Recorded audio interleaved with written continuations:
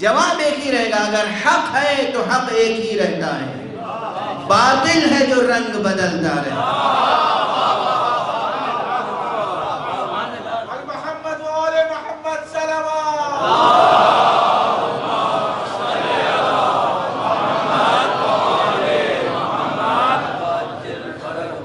طرح طرح سے سوالات آئیں، لیکن بہرحال اسی لیے میں اور باتیں بھی عرض کرتا ہوں، یہ جملہ بھی یاد رکھیے گا، باطل قوتیں، باطل افراد، باطل ایجنسیاں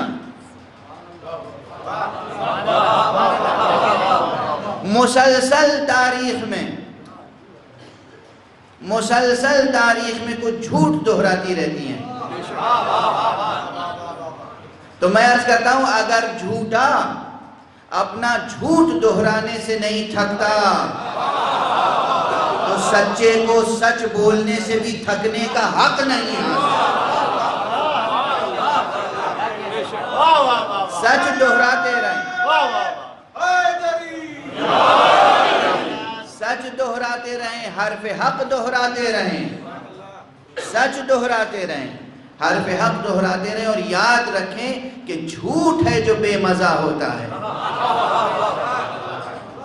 اور سچ کے لیے جو کہا جاتا ہے کہ تلخ ہوتا ہے، یہ بھی غلط فہمی ہے۔ سچ سے زیادہ شیریں کوئی کلام نہیں، سچ سے زیادہ شیریں کوئی کلام نہیں ہوتا ہے۔ جھوٹ تلخ ہوتا ہے، سچ تلخ ہوتا ہے جھوٹے کے لیے، نہ کہ سچے کے لیے۔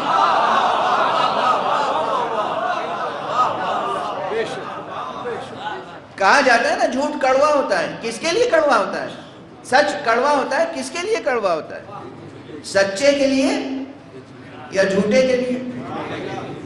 سچ کڑوا ہوتا ہے جھوٹے کے لیے، سچے کے لیے سچ کڑوا نہیں ہوتا۔ حرف حق کی شیرینی بے پناہ ہے، حرف حق کی دلاویزی لا زوال ہے۔ تو اگر دوسرا جھوٹے الزامات، جھوٹے اتہامات، جھوٹی باتیں، غلط استدلال، غلط باتیں دہراتا رہے، آپ سچ دہراتے رہے۔ یہ نہ سوچیں کہ اتنی بار کہہ چکے ہیں پھر کیا کہیں، پھر کہیے جو ایمان کا ذوق رکھتے ہیں، جو حق سے عشق رکھتے ہیں، ان سے پوچھئے اذان کی آواز کبھی ناگوار محسوس ہوتی ہے؟ آخر یہ چند جملے ہیں جو دہرائے جاتے رہتے ہیں، مگر جن کی روحیں بیدار ہیں، جن کے دل صاف ہیں، جو اہل معرفت ہیں، جیسے ہی اذان کی آواز سنتے ہیں، اذان کی آوازیں سنتے ہیں، ایک وجد کی کیفیت آتی ہے، روح میں ایک اہتزاز، ایک وجد کی کیفیت طاری ہو جاتی ہے۔ نماز میں یہی سورہ حمد ہے، ہر رکعت میں وہی سورہ حمد پڑھنا ہے، مکرر تو ہے نا، وہی چیز دہرانی ہے، مگر جو اہل معرفت ہیں انہیں ہر مرتبہ دہرانے میں ایک لذت محسوس ہوتی ہے، نہ صرف لذت محسوس ہوتی ہے، ہر مرتبہ سورہ حمد پڑھنے میں معنی کی ایک نئی جہت سامنے آتی ہے، معرفت کی ایک نئی منزل نصیب ہوتی ہے۔